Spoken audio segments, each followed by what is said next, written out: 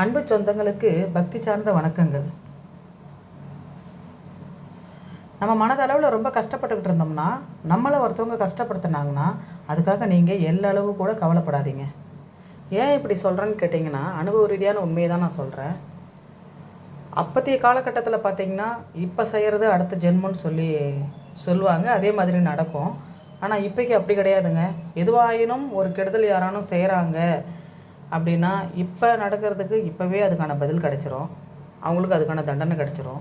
உங்களை யாரானும் மனசளவில் கஷ்டப்படுத்தியிருந்தாலோ, வாழ்க்கை அளவில் கஷ்டப்படுத்தியிருந்தாலோ, நீங்கள் அதை நினச்சி ரொம்ப வேதனைப்பட்டு அவங்கள திரும்ப கத்தி, திரும்ப அவங்கள திட்டி கஷ்டப்படுத்த வேண்டிய அவசியம் கிடையாது.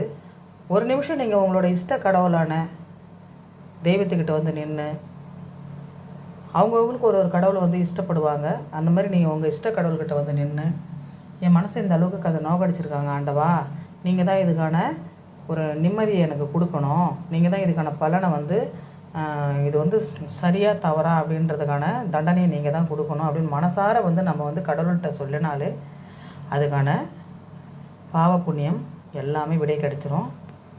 நம்மளை கஷ்டப்படுத்தினவங்க தானாகவே அதுக்கான தண்டனைகளை அனுபவிச்சிருவாங்க. நம்ம தேடி போய் அவங்கள நம்ம துன்புறுத்த வேண்டிய அவசியம் இல்லை. அதனால் யாருமே நீங்கள் மனசுடைஞ்சு நிற்காதீங்க. யாரானும் வார்த்தையால் நம்மளை ஏதானும் பேசினாலோ, இல்லை நேரடியாக தாக்குதல் ஏதாவது செய்தாலோ அந்த ஆண்டவன்கிட்ட ஒப்படைச்சிருங்க.